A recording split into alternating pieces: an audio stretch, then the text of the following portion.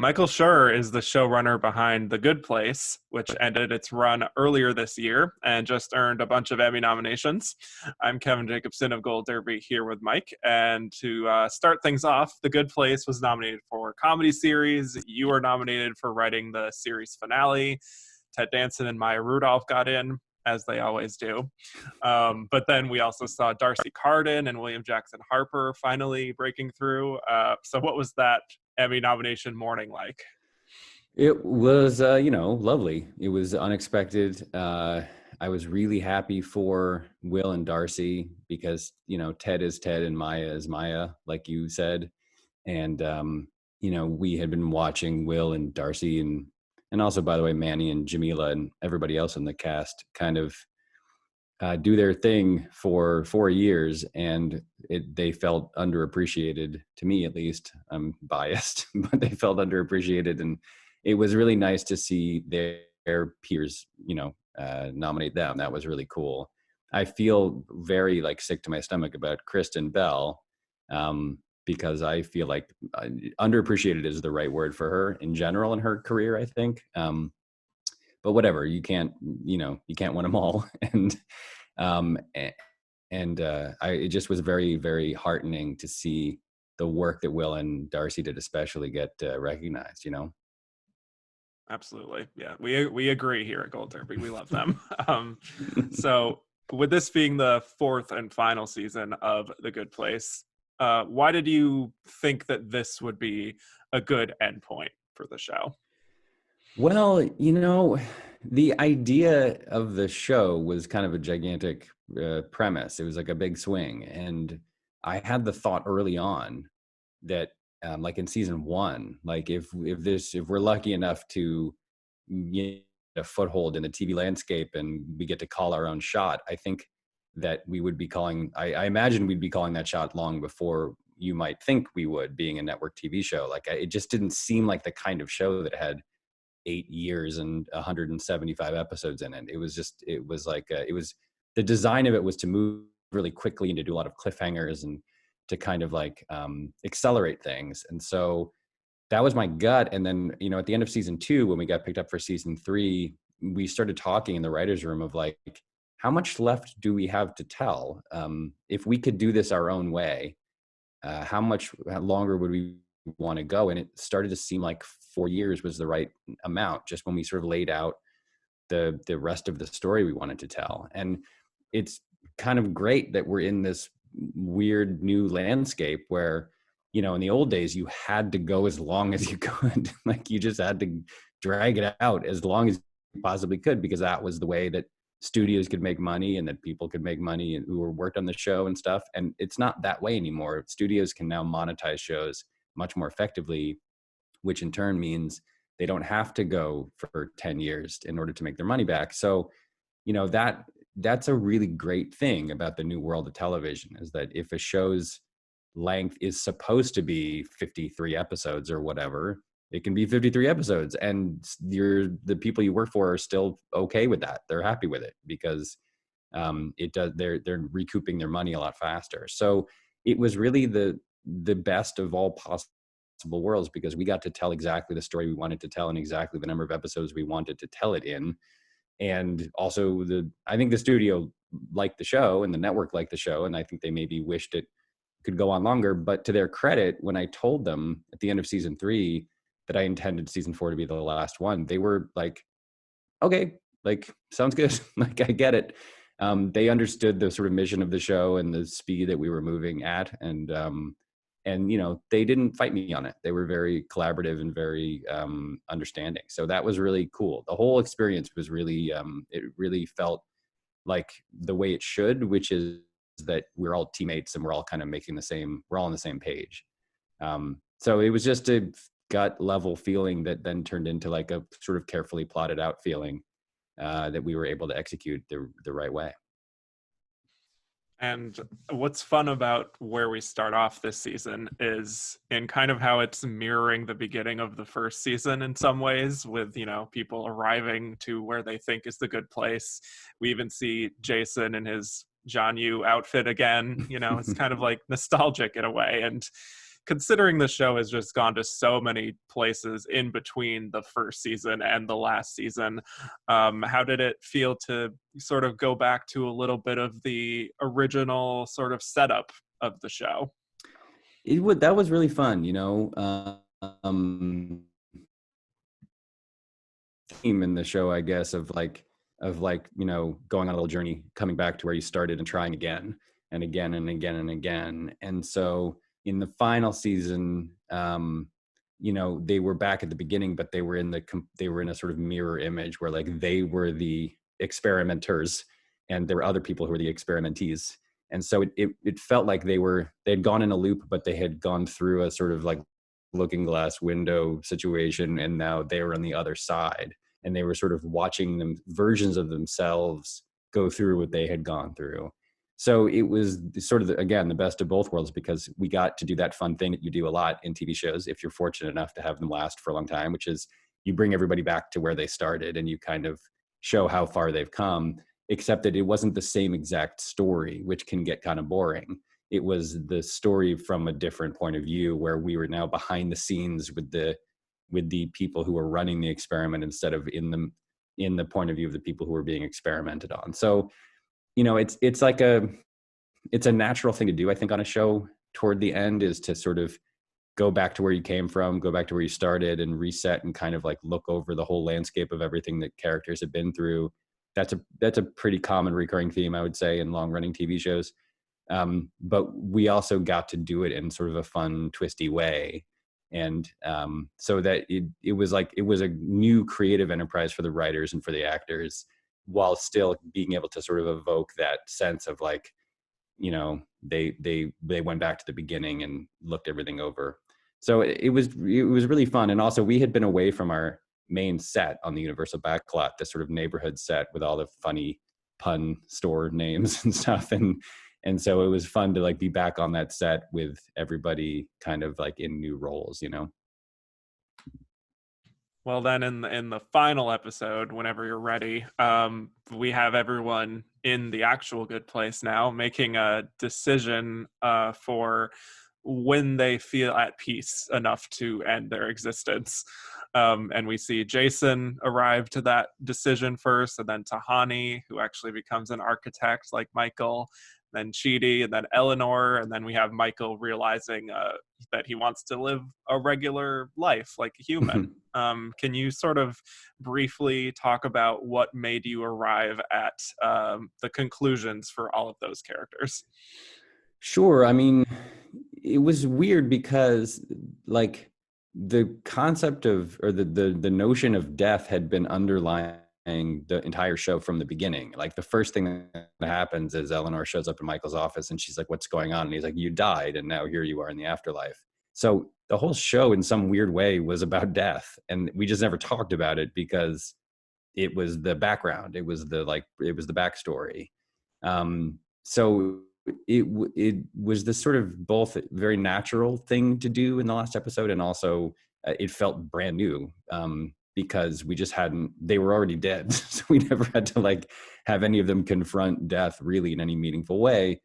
So then it became a question of like, well, what do we want to say about this is paradise. They're actually in the good place for the first time. And like, what do we want to say about what a kind of good death would be? And so the writers and I spent a lot of time talking about like, it wouldn't be like a big alarm bell would go off. In fact, Jason says that. He's like, it wasn't like a big alarm bell went off or like a siren blared in the air or something, or I saw a shooting star or whatever. It was just a sort of calmness that washes over you. And we sort of felt like that would be the way that you would want it to be on here on Earth, right? If you could, again, call your own shot, it would be so lovely if what happened is you did everything that you could possibly want to do in every direction with every single person. And then one day you just had this overwhelming sense of peace and calm and serenity. And then you just sort of like had a big party and you went through a door like that. We were trying to design, given that this is a thing that happens to every human being, we wanted to design the kind of perfect way that it could happen. So then once we had that idea, then it just became a question of like tailoring that specific event to the four main characters. And and eventually Michael. So for Jason, it's like a huge dumb party with like he's DJing and they do a big dance and everyone's drinking out of red Solo cups and stuff. And then for Tahani, it's sort of a classy dinner party, and she's come a very long way, and so she did everything herself instead of ordering everybody around. For Chidi, it was a feeling he had that he then pushed away because he's so selfless that he was, he knew that Eleanor would be too sad, and so he ignored it for months and months and months. And then for Eleanor, it was a sense of, she was a selfish person, and so for her, the final test was sort of letting Chidi go and realizing that she sort of owed it to him to let him go, and then also like doing something truly selfless and helping someone else with no objective other than to help that person. So we really got to like complete everybody's little journey in a very character specific way through asking the question of like, what would be the final test for any of these people? What would be the thing that would bring them that peace, and how could it maybe reflect their biggest Achilles heel that they suffered from on Earth? And Jason's thing, just to get specific, Jason's thing wasn't, he has the feeling when he plays a perfect game of Madden football, which is a kind of a silly, dumb way to do it. But then what really happens is he forgets he wants to give Janet a present. He loses it. And then he just waits for like 900 years or something, or 15,000 years, who knows, in order for her to come back. And that's because his biggest problem was impulse control. He never did anything without thinking, and he was never sort of just quiet and at peace. So everyone got to sort of overcome their biggest flaw, which just seemed like a sort of nice way to end every character's journey, Yeah, very poetic. Yes. And that finale, I know you were filming up in the Redwoods. Darcy actually did an interview with us and described that whole experience as just being like a dream, being in that area for the ending. You also directed the finale. What were those final days like from your perspective? Well, what's funny is we had like 11 final days because the last sort of chunk of stuff we shot was up in the coastal redwoods in Northern California, and it's so beautiful and peaceful and great and wonderful, and it was really special. That was Ted's last day of shooting, and it was really, it felt so nice to be in that like sort of serene location. But then we took, I don't know, 6 weeks off, and then Darcy and Kristen and I and Will and a bunch of other people went to Athens and Paris to shoot the Europe section of it. So we had this sort of second wave of final days, which were in these incredible locations. Like we shot at the Parthenon, we shot at the Acropolis at like before dawn one morning. We got special dispensation from the Greek Board of Tourism to go up there before the public got in so that we could be totally alone. So we have this incredible shot in that finale of the two of them staring at the Parthenon alone, like with no other people around, which is a thing that you just don't. We had a Greek crew with us, and the woman who was our sort of assistant director and was sort of in charge of the production said like, I never thought I would see this. She's like, I grew up 20 minutes from here, and I just never thought I would see this. I've seen this a million times. I never thought I would see it without 100 million other people around. It was really amazing. And then we went to Paris, and we like the actual next like last day was us shooting on a bridge in Paris, again with no one around, because we were able to block off the bridge for like a few hours. And so that was like the next last day was the Kristen and Will having this really emotional conversation on a bridge. And then even after that, there were a couple more last days because there were little dribs and drabs of like guest stars that we hadn't been able to shoot, like Pillboy's speech to Jason at his wedding. Eugene was the actor who plays that, was on another show, and he was like, I can't get there until like October 28th or something. So we had another last day where we all got together one more time, and we just shot him in front of a green screen, like giving a speech to Jason. So it was like a long, slow fade for us. Like we had a number of last days, which were all really it's special in their own way, Yeah, Yeah, that's kind of awkward. Just like, the finality of each time, and then suddenly you're back. I kind of liked it. It felt like we kept feeling like we had something else to look forward to. Like Darcy Yeah, and I actually talked about that. Like we were in the redwoods, and it was like, this is so sad, but also it's not over yet. Don't worry, it's not right. over. It's not over. Yeah. Like we get to go. We go on and get on an airplane and fly to Athens and shoot in Athens, and we get to go to Paris and shoot in Paris. Like it actually helped. Like it's very sad when you make something over a long period of time that you really love, and you really love the people you work with, and so it just, as long as there was something else in the future, it kept feeling like, oh, we don't have to be sad about this. It's fine. Right. We're gonna see each other again. Just keep delaying the That's right. inevitable. Yes. Well, you're also nominated this year as an executive producer on The Good Place: The Selection, which is a short form series that was released, I think, between season 3 and season 4. That was all about Sean and the people in the bad place, Yes. deliberating over which 4 people to send to this new experiment for The Good Place. Really great showcase for Mark Evan Jackson. How did that little mini series come together? It was a sort of it was a collaborative effort. Eric Kissick, who was our editor for most, if not all, of the series, is a really talented guy and a very good director. And we always wanted him to direct an episode, and for various reasons, it just never quite worked out, and it was really annoying. And so we kind of designed it for him to direct.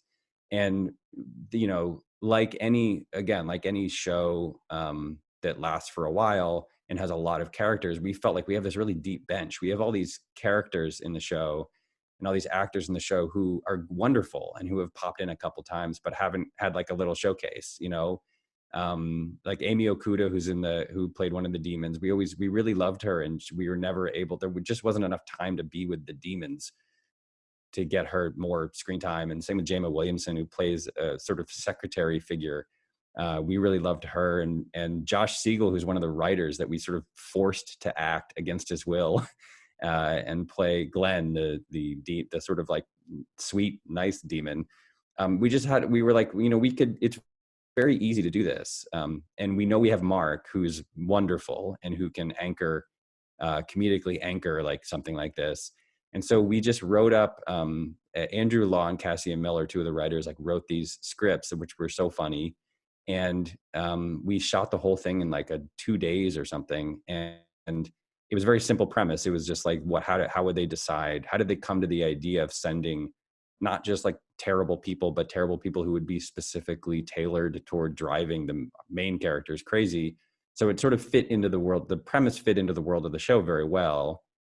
And then it was just like, let's let Eric direct these, and let's let Mark Evan Jackson do his Mark Evan Jackson thing. And let's let these other actors who we've always wanted to give more screen time to have some more screen time. So it was like that little side project ended up being really fun. Everybody did a great job.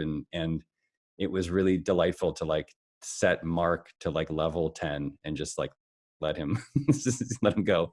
He's such a great performer. I was watching the Babysitters Club with my daughter, and he's in that. He plays like a sort of fuddy-duddy dad in that show, and he's so good. He's just so good in everything he does, so it was nice because it's like, again, this is the new world we live in. Like there's an unquenchable thirst for content, and so you can do little side projects like that. You can do little fun diversionary little pieces that give everybody a chance to like goof around and have more fun and do stuff. And I was really happy with the way it turned out. I thought it was really cool. Yeah, absolutely. Well, Mike, sure, I could talk to you all day. Unfortunately, we're out of time. But yeah, thank you so much. Congrats again on all the Emmy nominations. Well deserved. Thank you. Yeah. And for those of you watching, hit like and subscribe for more interviews just like this, and head to goldderby.com to make your winner predictions. Ooh.